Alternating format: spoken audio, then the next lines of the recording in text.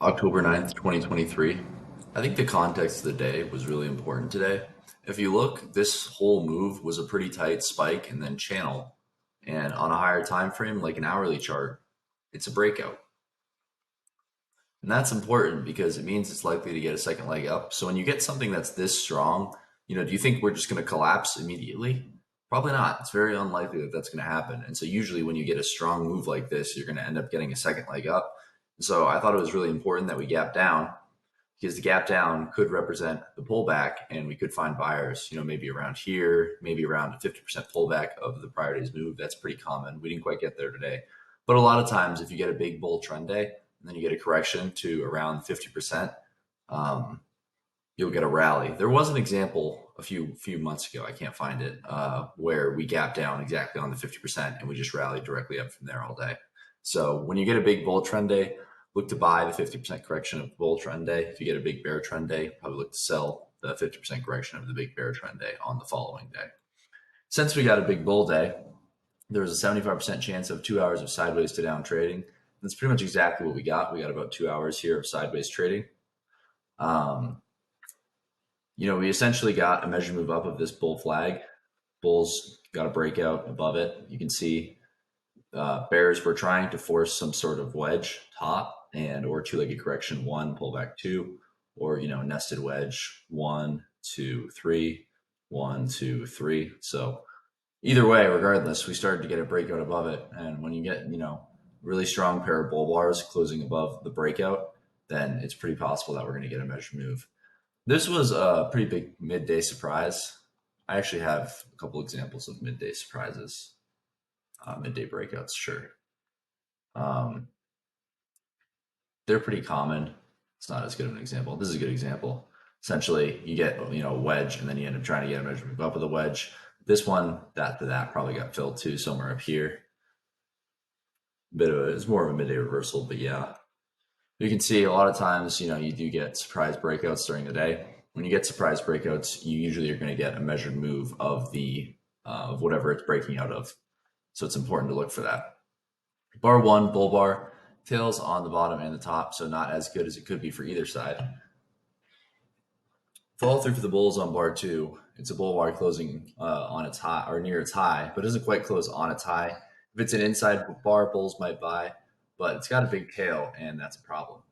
If you think about three, it looks good for the bulls, but really this is a trend line and it's a breakout of the trend line. So it's an attempt at a bull breakout above a bull channel, which is essentially what this was. And there was three tails. So it could be some sort of parabolic wedge. So you have to be careful when you're buying up here. If you're buying up here, you want really fast follow through. You're probably looking to get back to here. And you just don't quite get good enough follow through on four. It's why a lot of traders scalp out on five. But they know this was strong enough for a second leg. So six might be that second leg. And then, unsurprisingly, you get a big bear bar on seven. Bar seven often has a news report. So that's one reason, there could have been a big bear bar. But again, when you're starting to rally like this and it doesn't look that strong, you're probably in a trading range and you're searching for the top of the trading range. So if you're getting, if the rally, look how strong this piece of the rally is versus up here. It's starting to, go sideways and just looks very climactic and it's in an overdone rally. So it seems like this whole thing was basically just searching for the top of the trading range, the same way that this is searching for the top of what's going to become a trading range. So that's why it makes more sense to get out because you can get big surprises like bar seven. Bar eight, probably a reasonable swing trade, but it's low probability. You know that there are probably going to be sellers when we get back to the sixth low because bulls bought below six, they'll buy more lower and look to get out around break even on their first entry with profit on their second at the sixth low during, maybe 9 or 10. So 9, you can see we almost got there and we started to sell off. 10 and 11, some follow through, tails on the bottom, and big outside down on 12. 12 is interesting. It's a strong bear bar with strong close, but the reality is, after 4 straight bull bars, this is probably going to get a second leg. And if 12 had closed on its low, I think it's a better swing trade, but it just wasn't quite able to do that. Some traders would look at this as, 1, pullback on the tail of 9, up, pullback on the tail of 10, 2, and then 3, pullback. So some sort of parabolic wedge up here, and a second leg trap. Probably just traders going to be trying to get out up here. I think, it's maybe reasonable to buy above 11, but the problem is you're buying the top of a trading range. It's early in the day, so you could be looking for a breakout, but you need to get out immediately when 12 is happening. If you're good, you'll get out while 12 is happening, or you can get out below 12. But the reality is that, if it does this, your premise is invalid. You always have to think about, is my premise valid? Is the most important thing you can ask yourself while trading. Follow through on 13 and 14 for the Bears. It's probably sell to close, probably always in short on 14, but it might be a trading range. And when it gets to always in one direction or the other, this is where trading ranges will normally reverse. So that's probably one of the reasons why we get buyers on 15. Additionally, this was a bull spike. So, they're going to be buyers at its low, which is exactly where we were. So if you're selling below 14, you're selling right below the bottom of the bull spike, which means there might be buyers there. Reversal up on 15 and back down on 16. 16, giant bear bar closing on its low, but it could be a third push down, 7, and then 12, 13, 14, and then 16 closing below everything. I thought there was an important magnet on the daily chart, which was the high of October 5th. Reason being that traders sold above there and they're scaling in expecting to make money. Today's a problem for them, though. They might start to cover. We'll see, but more likely we're going to get another leg down since this channel was so strong. But I thought we might try to get back to that high. And 16 could theoretically be the start of that. But if 16 is going to be the start of that, 17 is not going to be your follow through. So if 16 is the start of a big move down, then 17 is going to be, a big bear bar closing somewhere down here and heading down for that low, which was somewhere over, or that high, which is about here. When you get bad follow through on 17, it's okay to exit above 17. A lot of always in traders will exit above 17 because they're worried it's the bottom of a trading range and you can get explosive moves ups in trading ranges, which means that 17 is probably an okay swing trade, as tight as the bear channel is from 12 to 16. If you think about it in trading ranges, the saying goes, nothing is ever as bad as it seems and nothing is ever as good as it seems, which seems like to contradict itself. But what it's basically saying is when you get, big things that look really good, like 16, it looks really good for the bears. It's not as good as it seems. And then when you get 17, which doesn't look all that good for the bulls, it's probably actually, it's better than it looks for the bulls. The probability is a little bit higher here than normal, and the probability is a little bit lower here than normal. So these trades and trading ranges with bad signal bars can often work because traders who were selling for any reason are, disappointed in this follow through, and now they're scared that it's just 2 legs down, so they'll just start to get out, and that can cause a rally. Bad follow through on 18. The reason for the bad follow through being we touched the 15 low. If you bought below 15 during 16, you'd be disappointed in 17 and 18. 19, bull bar closing near its high. It's 2 legs up. Bad follow through on 20. And so we get an inside bar on 20 and an outside bar on 21. We're in breakout mode, so 50% chance the first breakout fails. You get follow through on 22. I think it's okay to buy above 22. Probably you can put a stop below 22. I mean, if you're buying above 22 with the premise that we are now in a bull trend, the market should not fall below 22. Follow through on 23 and better follow through on 24. It's now clearly always in long, potentially by the close. And disappointing follow through on 25. Doesn't quite close near its high. We're probably going to get a pullback. A lot of times in trading ranges, you'll get a 50% pullback, which would be somewhere in here. We didn't quite get it though on 28, but 26, pullback 27, and then 28. So 2 more legs down. And you can maybe buy above 29. It's still always in long. So if you got trapped out in here for any reason, then you can buy again above 29 or 30. Bad follow through on 31. It's potentially a couple legs up. Traders will probably exit below 31, but you can see it never triggers. 90% chance we break out of the 18 bar range. So we're probably going to do it here, which we do on 32. Bad follow through on 33. So now it looks like 3 pushes up, 1 pullback, 2 pullback, 3, and it's altogether 1 pullback, 2. So it's a second leg trap. That's also a nested wedge. So it's okay to probably exit below 36 at the latest, I would think. You can see that traders bought below 35 and they bought more lower. And as 37 rallied, they were able to exit around break even on their first entry, profit on their second. The reason they're exiting is because 36 was stronger than they wanted it to be. 38, bear bar closing near its low. 39 is follow through. You can see that we got back to the 37 low during 41. So the traders who bought here, bought more lower, were able to make money. So limit order bulls are making money. So it should probably make you think that this is just a trading range and probably just a test of this major higher low, which we got a strong breakout away from. So we're probably just testing around here. And so it's 1 push down 36, 2 pushes down 38, 39, and a third push down on 42. So this is a wedge pullback, essentially. Traders will start to look to buy. You get kind of bad follow through on 43, but you get an inside bar on 44. 44 is probably an okay swing buy. You get bad follow through on 45, but you get an okay bar on 46. It's probably still okay to be long. It's a swing trade if you're buying above 44, and you're kind of hoping that we're going to get a second leg from this in general because it's a tight bull channel with a wedge pullback. So you're hoping the second leg is going to start now. Additionally, 17 to 35 is a 19 bars, and the correction to this point has been 8 bars. So the correction is about half of the move that it's correcting, which is generally what you want before the trend resumes. So 44 is probably an okay swing trade. Disappointing follow through on 45, though, like I said. Hard to want to stay long, but in swing trades, oftentimes you just have to give it a little bit of time. It's not going to look clear because if it looked clear, then it would be higher probability.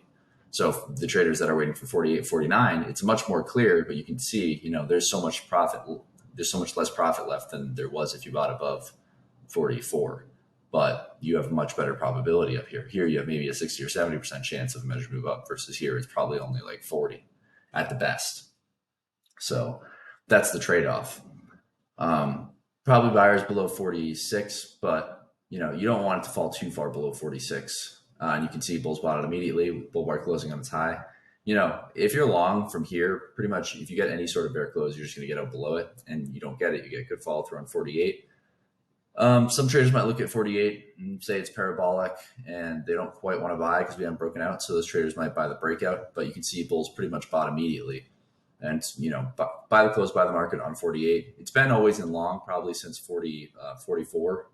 So a lot of traders, you can just buy the close at 48, probably stop below 47. If it falls below there, or you really realistically, you can put it below 48. If you get any sort of bear bar, you probably just don't want to be long anymore. But you get the ideal follow through here. It's unusual to get this good a follow through, but you get it here on 49, 50, 51. It's getting climactic. And again, all of this is mostly just a second leg from yesterday. 52, 53, 54, more follow through for the bulls.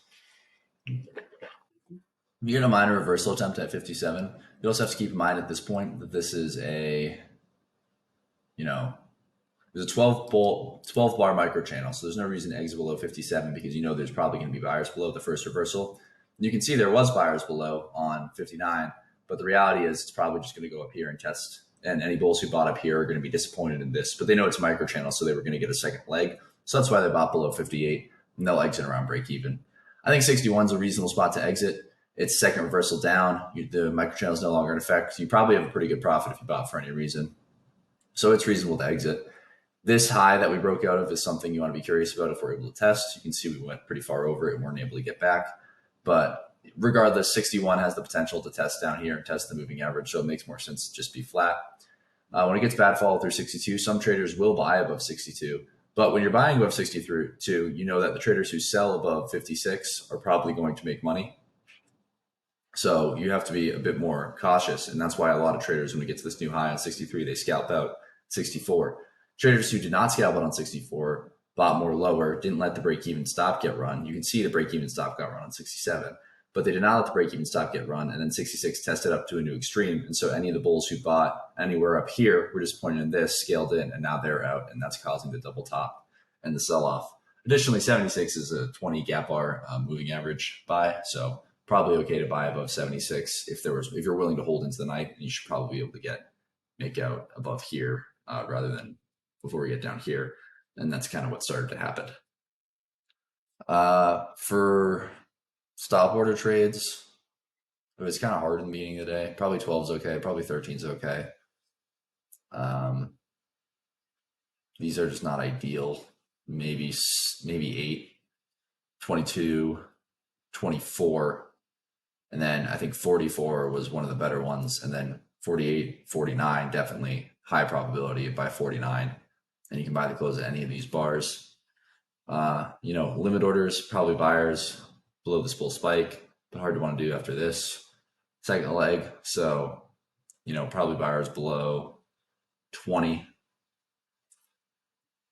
And those were most of the limit order. I suppose probably buyers below 58 since it was bull micro channel.